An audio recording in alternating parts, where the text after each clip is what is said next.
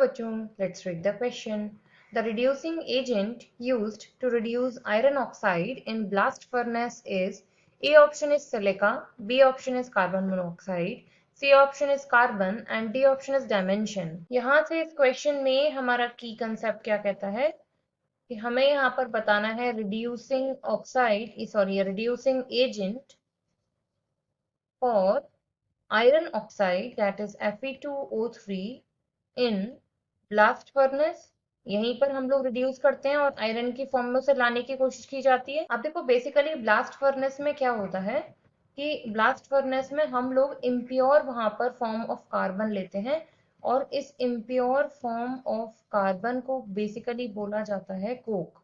Impure form of carbon is called Coke. तो सबसे पहले क्या करते हैं कि ब्लास्ट फर्नेस में जो आपने ओर लिया है उसके साथ वहां पर कोक भी ऐड कर दिया जाता है और ऑक्सीजन की प्रेजेंस में कंबशन कराया जाता है।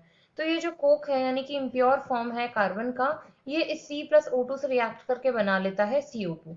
अब यहाँ पर अगर हम बात करें रिड्यूसिंग एजेंट की, तो ये जो रिड्यूसिंग एजेंट है यहाँ पर तीनों ही होते हैं। आपका कार्बन भी रिड्यूसिंग एजेंट है, कार्बन डाइऑक्साइड भी रिड्यूसिंग एजेंट है और कार्बन मोनोऑक्साइड भी। लेकिन अगर स्ट्रॉन्गेस्ट की बात की जाए तो इन सब में जो स्ट्रॉन्गेस्ट रिड्यूसिंग एजेंट है वो कार्बन मोनोऑक्साइड को कंसीडर किया जाता है। तो अभी हमने क्या किया यहाँ पर कि इस कोक को हीट किया, ऑक्सीजन के साथ कंबशन कराया, कंबशन के बाद ये कोक CO2 में कन्वर्ट हो गया। इसके बाद क्या होगा कि वहां पर जो भी मिनिमम अमाउंट ऑफ कोक बचा है ये कार्बन मोनोऑक्साइड उससे रिएक्ट करके 2 टाइम्स वहां से फॉर्म कर लेगा कार्बन मोनोऑक्साइड, जो ब्लास्ट फर्नेस में ऊपर की तरफ आता जाएगा। और जैसे जैसे ऊपर की तरफ वो आता जाएगा वहां पर आपका जितना भी आयरन ऑक्साइड मिलता जाएगा, हेमेटाइट, मैग्नेटाइट, उन सब को रिड्यूस करके यहाँ पर और नहीं लिख सकते हम लोग। यहाँ पर और से तो हमें यहाँ आयरन के ऑक्साइड्स मिल चुके हैं, तो ये जो आयरन के ऑक्साइड्स हैं इन सब को ये रिएक्ट करके यहाँ पर रिड्यूस करता जाएगा। और अगर हम यहाँ पर अब बोले तो दोनों ने ही काम किया है। देखो यहाँ पर रिडक्शन कराने का कार्बन मोनोऑक्साइड ने भी किया है और कार्बन ने भी किया है। तो यहाँ पर बेसिकली अगर आयरन ऑक्साइड की बात करें तो मेजोरिटी में यानी 70% जो रिडक्शन है वो अकेला कार्बन मोनोऑक्साइड ही डन कर लेता है।